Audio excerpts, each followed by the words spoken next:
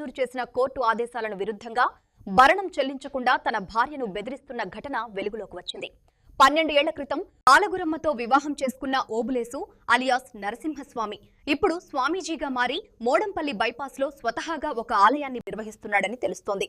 Court ఆదేశాలపై అగాధ నిర్లక్ష్యం చూపుతూ స్థానిక ఇంటి వద్ద బాలగురమ్మకు భయం కలిగిస్తున్నాడని ఆమె ఆందోళన వ్యక్తం చేశారు.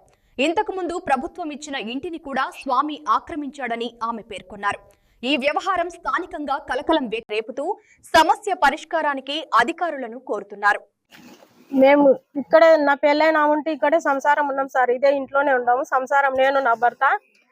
మాకు ప్రభుత్వము ఇచ్చింది ఇది స్థలం, తెలుగుదేశం ప్రభుత్వమే ఇచ్చింది. తెలుగుదేశం ప్రభుత్వం వరదరాజరెడ్డి గారు ఇచ్చినారు నా పేరు మీద. అప్పటి నుంచి మేము ఇక్కడే ఉన్నాం, సంసారం కాపురం ఇక్కడే ఉన్నాము.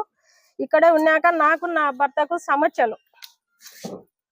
భర్తకు సమస్యలు రావడం వల్ల, నా భర్త నన్ను హింసించడం వల్ల, కొట్టడం వల్ల, ఏడిపించడం వల్ల, నన్ను చంపుతానని విపరీతంగా టార్చర్లు పెడుతున్నాడు. నన్ను పెడతా అంటే నేను తట్టుకోలేక దెబ్బలు తిని నేను కోర్టులో పోయి 2012 మంగళవారం రోజు నేను కోర్టులో పోయి కేసు పెట్టినా.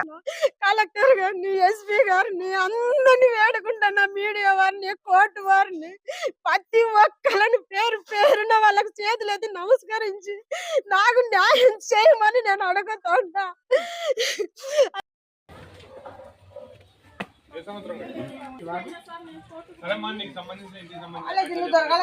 చెప్తాను